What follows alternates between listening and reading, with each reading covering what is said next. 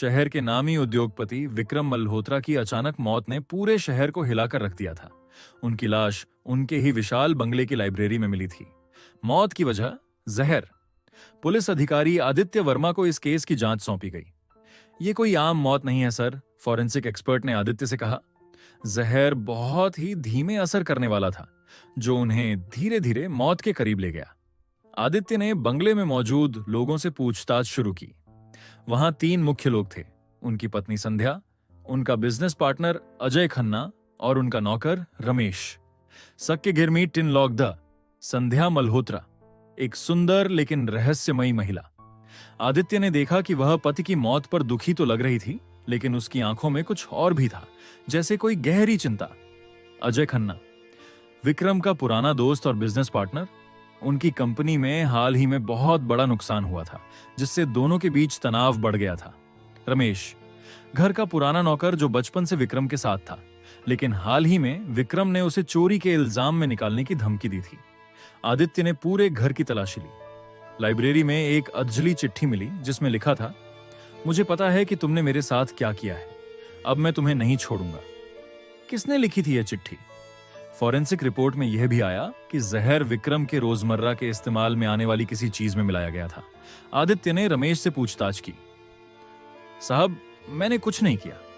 उस दिन मैंने वही चाय बनाई थी जो हमेशा बनाता हूं, पर हां, उस दिन मैडम ने चाय में शहद डालने को कहा था। आदित्य को एक झटका लगा। उसने तुरंत किचन की ओर दौड़ लगाई और शहद की बोतल जब्त कर फॉरेंसिक टेस्ट के लिए भेज दी। रिपोर्ट आने के बाद आदित्य को सच्चाई का एहसास हुआ। संध्या मल्होत्रा, आपको गिरफ्तार किया जाता है। संध्या ने एक पल को भी विरोध नहीं किया, बस हल्के से मुस्कुराई और बोली, तो आखिर तुमने सच जान ही लिया इंस्पेक्टर। तुमने विक्रम को क्यों मारा? आदित्य ने पूछा। संध्या ने गहरी सांस ली और बोली, क्योंकि वह मेरी बहन का हत्यारा था। सब चौंक गए। संध्या ने खुलासा किया कि सालों पहले उसकी बहन राधा, जो विक्रम की सेक्रेटरी थी, अचानक गायब हो गई थी। विक्रम ने हमेशा कहा कि वह किसी से भाग गई थी, लेकिन संध्या को शक था कि उसने ही उसे मार दिया। उसने सालों तक सबूत ढूंढे, लेकिन कुछ नहीं मिला।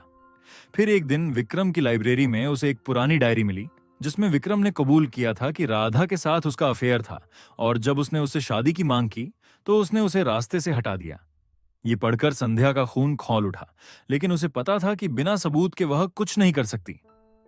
इसलिए मैंने उसका अपना ही तरीका अपनाया, धीमा जहर, जो उसे उसी तरह तड़पाए जैसे मेरी बहन तड़पी थी। आदित्य ने संध्या को गिरफ्तार कर लिया, लेकिन उसके मन में एक सवाल था, क्या यह असली न्याय था? कुछ हत्याएं शायद कानून के पन्नों में गलत होती हैं, लेकिन क्या हमेशा नैतिक रूप से भी गलत होती हैं?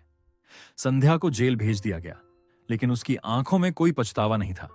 उसकी आंखों में बस एक सुकून था, न्याय का सुकून।